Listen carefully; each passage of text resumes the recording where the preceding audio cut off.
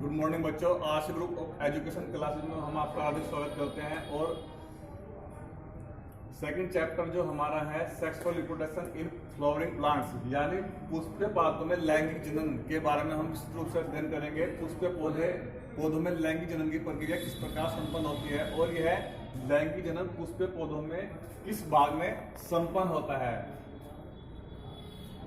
Angiosperm plants, जो पुष्प angiosperm plant जिन्हें आवट बीज प्लांट्स कहते हैं, आवट बीज प्लांट्स के अंतर्गत ही पौधों में पुष्प का विकास होता है। जिम्नोस्पर्म प्लांट्स के अंतर्गत पौधों में पुष्प का विकास नहीं होता। एंजियोस्पर्म प्लांट्स यानी आवट बीज पौधों की दो स्टेजेस होती हैं, पहली स्पोरोफाइट स्टेज और दूसरी गैमेटोफाइट स्टेज। स्पोरोफाइट स्टेज जिसे बीजाणुभिद स्टेज के नाम से भी जाना जाता है, गैमेटोफाइट स्टेज जिसे युग्मकोद्भिद स्टेज के नाम से या युग्मकोद्भिद अवस्था के नाम से भी जाना जाता है। स्पोरोफाइट स्टेज यह पौधों की एक ऐसी अवस्था होती है जो अधिक विकसित होती है, अर्थात पौधे की विकसित अवस्था को स्पोरोफाइट स्टेज या बीजाणुभिद अवस्था कहा जाता है। उसी प्रकार गैमेटोफाइट स्टेज ऐसी स्टेज होती है जिसमें युग्मकोद्भिद मेल गैमेट्स व फीमेल गैमेट्स का निर्माण होता है। युग्मकोद्भिद अवस्था कहलाती है। यह पौधों की एक कम विकसित अवस्था होती है। स्पोरोफाइट स्टेज के अंतर्गत पौधों में स्पोर्स यानी बीजाणुओं का निर्माण होता है, बीजों का निर्माण होता है, इसलिए इस अवस्था को स्पोरोफाइट स्टेज कहा जाता है। स्पोरोफाइट स्टेज या बीजाणुभिद स्टेज के केंद्रक में द्विगुणित गुणसूत्र या ट्वेन पाए जाते हैं। इसे डिप्लॉयड क्रोमोसोम्स के नाम से भी जाना जाता है। गैमेटोफाइट स्टेज युग्मकोद्भिद अवस्था में इसके केंद्रक में गुणसूत्र n प्रकार का पाया जाता है, जिसे हैप्लॉइड या अगुणित गुणसूत्र भी कहा जाता है। इस प्रकार हमने देखा कि स्पोरोफाइट स्टेज व गैमेटोफाइट स्टेज दोनों स्टेज एक के बाद एक निरंतर चलती रहती है और इस दोनों अवस्थाओं का एक के बाद दूसरी अवस्था का आना ही पौधों में पीढ़ी एकांतरण के नाम से जाना जाता है। यह पीढ़ी एकांतरण की प्रक्रिया पौधे के एक विशेष भाग में संपन्न होती है, यानी गैमेटोफाइट स्टेज के बाद स्पोरोफाइट स्टेज का आना। इस प्रकार की यह प्रक्रिया पीढ़ी एकांतरण कहलाती है और यह पौधे के एक विशेष भाग जिसे पुष्प कहते हैं के अंतर्गत संपन्न होती है। आइए पुष्प के स्ट्रक्चर के बारे में अध्ययन कर लें। Structure of flower, structure of flower, पुष्प की संरचना।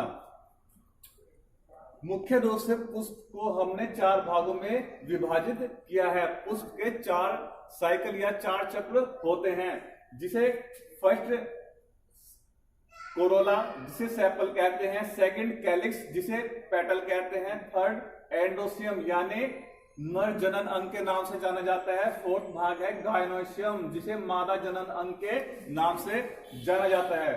जो हमारा फर्स्ट भाग है, पौधे का फर्स्ट चक्र है, उसे बोलते हैं बाह्य दलपुंज या कैलिक्स। यह पुष्प के ऊपर छोटी छोटी स्ट्रक्चर, हरे रंग की स्ट्रक्चर, ग्रीन कलर की स्ट्रक्चर पाई जाती हैं जो कलिका अवस्था में पुष्प की रक्षा करती है, जिसे सेपल के नाम से जाना जाता है। बाह्य दलपुंज भी इसी अवस्था को कहा जाता है। पौधे का पुष्प का जो सेकंड चक्र है उसे हम कोरोला या दलपुंज के नाम से जानते हैं। सेकंड स्ट्रक्चर कोरोला या दलपुंज के नाम से जानते हैं। इन्हें पेटल भी कहा जाता है। पौधे का पेटल या सेकंड चक्र, पुष्प का पेटल या सेकंड चक्र ऐसा स्ट्रक्चर है जिसे जो कीटों को परागण के लिए अपनी ओर आकर्षित करता है, जिसे ये रंग बिरंगी होती हैं, रंग बिरंगे आकार की होती हैं, जो कलर की होती हैं, जो पौधों को कीटों को अपनी ओर आकर्षित करती हैं। उसी प्रकार पुष्प का जो थर्ड पार्ट है वह है एंडोसियम जिसे नर जनन अंग कहते हैं। नर जनन अंग के अंतर्गत फ्लावर के कौन कौन से भाग आते हैं? नर जनन अंग के अंतर्गत पौधे के मुख्य रूप से दो भाग एंथर जिसे परागकोश कहते हैं वह आते हैं, वह पुतंतु। दोनों के कंबाइंड रूप को, सम्मिलित रूप को पुंकेसर कहा जाता है, जो पौधे के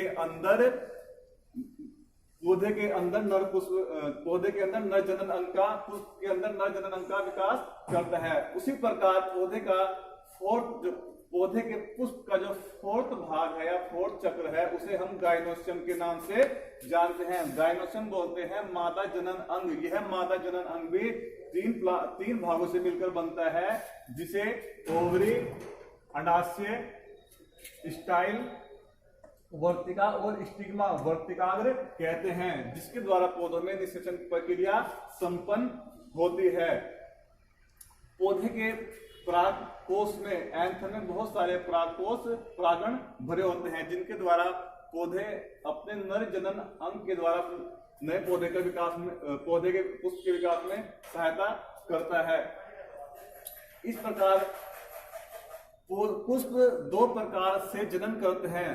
पुष्प दो प्रकार से जनन करते हैं, जिसे एक लिंगी या द्विलिंगी जनन भी कहा जाता है। एक लिंगी जनन के अंतर्गत ऐसे पुष्प आते हैं जिनमें केवल एक ही जनन अंग या एंडोसियम या गाइनोसियम पाया जाता है, और द्विलिंगी पुष्प के अंतर्गत ऐसे पुष्प आते हैं जिनके अंदर नर जनन अंग और मादा जनन अंग दोनों ही पाए जाते हैं। इस प्रकार पुष्प का स्ट्रक्चर आपके सामने ब्लैक बोर्ड पर है। कृपया आप इसे अपनी कॉपी पर नोट कर लें, और जो निरंतर हम आपको प्रतिदिन काम दिए जा रहे हैं उसे आप अपने नोटबुक पर नोट कर लें। धन्यवाद।